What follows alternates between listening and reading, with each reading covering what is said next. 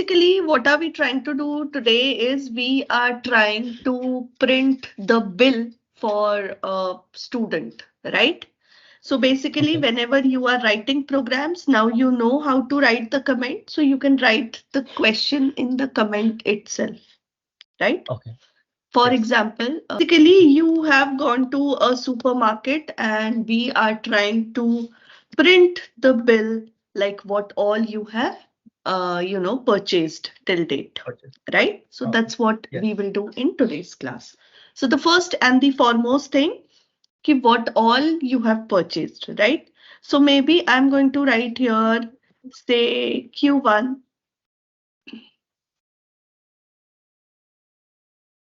Q1 equal to, I'm going to write here, what is happening? And input. Okay. So you will say number of, uh, you know, Items. you can say, yes, Sure. shirts purchased or whatever you want to write, items purchased, whatever you feel. Okay. And then Okay. we will close this. I mean, how many have you purchased, right? Okay. And Yes. then we are going to write the price of it, right? Exactly the same way. Same way. So, Okay. correct. So instead of number of shirts purchased, you can say, Price of shirt. yes, price of shirt Shirts. purchased. All right. Same way, we can make another quantity, maybe for the trouser or anything or whatever you like, you can put it across. So you can say here, or shoes, whatever you want to put. So number of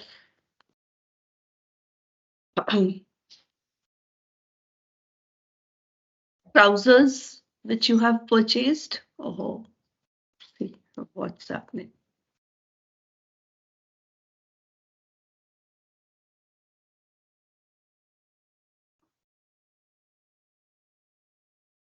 Okay, this is done.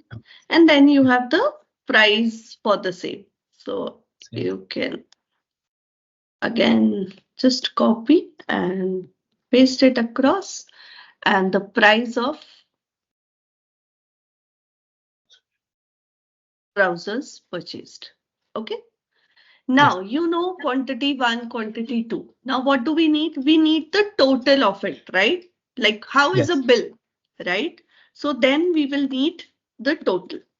And for the total, what are we going to write? We are going to write the formula. What will be the formula? So Q1 total for into, the item purchased, it's item purchase is gonna be Q1, Q2, and price will be P1, P2. exactly, exactly. Okay. Now, if you want to learn, see, I have done it in one step. In case you want to do it, ki no, I want to do so, you can do it this way also. Like write in one Q1 P1, then write into And Q2 P2, and then do the total. So that way also you can do it. All right. So this is my total. Now I've got the total. Now I want to print this total, right?